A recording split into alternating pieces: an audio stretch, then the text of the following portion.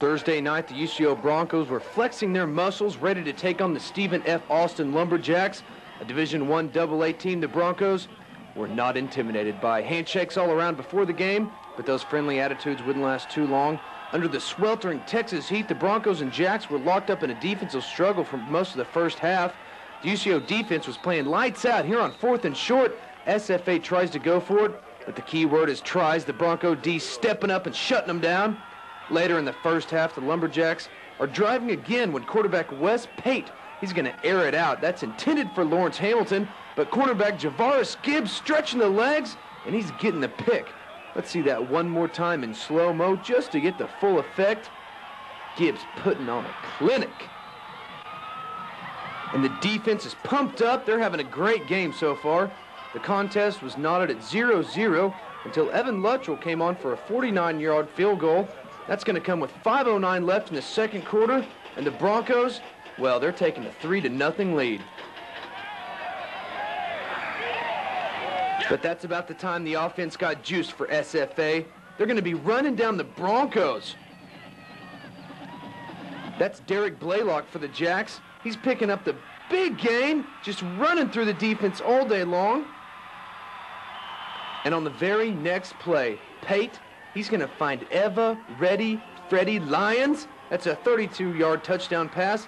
And the Lumberjacks, they're up 7-3. No problem, only down by 4 for the Broncos, but on the very first play after the kickoff, fumble on the play, and no, kids, that ain't good.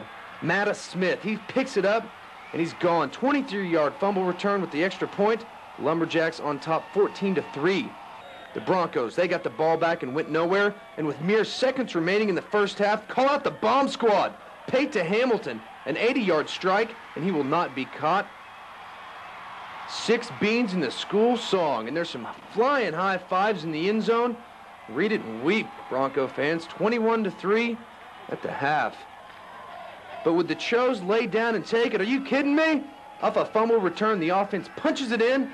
Brett Manning to Chad Hacker, a 21-yard pass.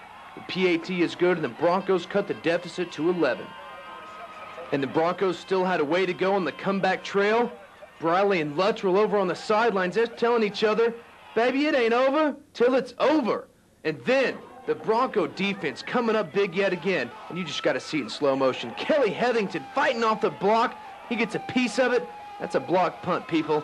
And the offense, well, they're going to have a very, very short field to work with. And the defense, well, they're still over there celebrating. So after the turnover, the offense, they take it all the way to 4th down and inches. And look who it is. Justin Matthews around the end. A 2-yard score, and the good guys are back in it. Just like that, 21-17. But the Jacks answer right away. It's Blaylock again in for 6. But the Broncos, they know how to answer too. Quarterback Brett Manning. The handoff to Justin Matthews. Little juke, and he's gone. 39 yards later, 6 points. 7:45 left in the fourth quarter, but UCO still trails until Mr. Matthews does it yet again. This time it's a 46-yard run. Looks like the same play to me, but Matthews, he's just hating the competition. UCO goes up 31-28, 3:20 left in the fourth, and the Broncos can smell the upset, but so can the Jacks, and they drive down in the final seconds of regulation, hit this 21-yard field goal, and we're going to overtime. That's where SFA wasted no time to take the 38-31 lead early in overtime. Pate to Freddie Lyons, and the Broncos have just 4 plays and 25 yards to settle the score. UCO's third overtime play. Manning is going to drop back and fight off the sack. But the throw lanes just out of reach of DeMar Greer. So 4th down in overtime, the Broncos with one last shot.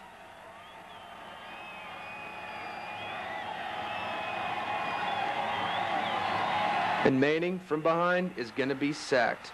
A heartbreaker for the Broncos. They lose 38-31 in overtime. Coach Howard after the game. Intimidated by, Stephen F. Austin, although they're a good program and a good team, but really played the whole, I thought played with a lot of heart and we weren't without mistakes, obviously, in the game. We had some, give them some easy field position.